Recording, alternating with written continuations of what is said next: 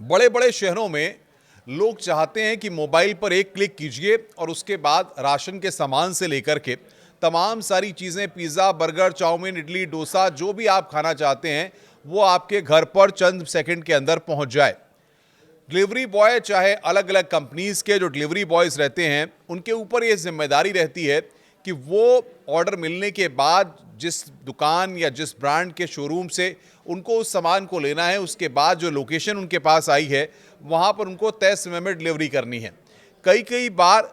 समय पर डिलीवरी न होने के कारण उस खाने की गुणवत्ता पर सवाल खड़े हो जाते हैं। साथ ही साथ तय समय में, लिमिट में चीज़ों को डिलीवर न करने के कारण कुछ कंपनीज के ऐसे ऑफर होते हैं कि अगर आपने इतने समय में डिलीवर नहीं किया तो वो चीज़ फिर ग्राहक को मुफ्त में दे दी जाएगी या उस पर कोई डिस्काउंट दे दिया जाएगा, या फिर उसकी गुणवत्ता अगर खराब हो जाती है, उसका स्वाद खराब हो जाता है, तो फिर उस पर भी कंपनियों को जवाब देना पड़ता है। लेकिन सबसे बड़ी बात यहाँ पर यह है कि ऐसी कंपनियों में काम करने वाले जो डिलीवरी बॉय होते हैं, उनके लिए बाकायदा अक्सर जो उनके पीछे गाड़ियों पे बॉक्स लगे होते हैं, फास्ट डिलीवरी, 10 मिनट में डिलीवरी, सबसे तेज़ डिलीवरी और 24 घंटे डिलीवरी, इस तरह के तमाम मैसेजेस आपने लिखे हुए अक्सर देखे होंगे।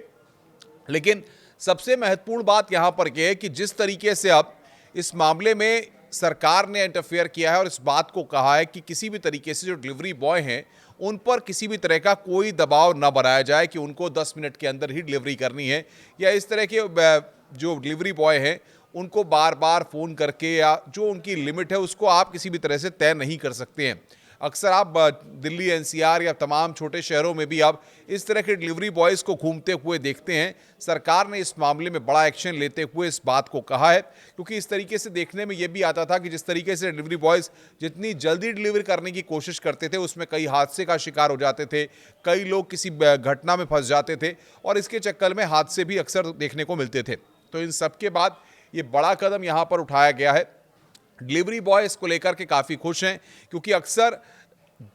जो दुकानें हैं या ब्रांडेड शोरूम है वहाँ से जब ऑर्डर ले लिया जाता था और मान लीजिए किसी व्यक्ति के घर 8 किलोमीटर की दूरी है और उस डिलीवरी बॉय को लेकर के जाना है, तो 8 किलोमीटर में कई बार 18 फ़ोन जिसका ऑर्डर आना था वो कर देता था, साहब कहाँ तक पहुँचे, कितनी देर में ला रहे हो ऑर्डर, कितनी देर में ऑर्डर पहुँचाओगे। यानी कि वो व्यक्ति इतना धैर्य नहीं रख पाता है और 8 मिनट में 18 फ़ोन कर देता है। तो आप समझिए, इसी को ध्यान में रखते हुए, क्योंकि उसको पता है कि 10 मिनट में सामने वाले को डिलीवरी करने का उसने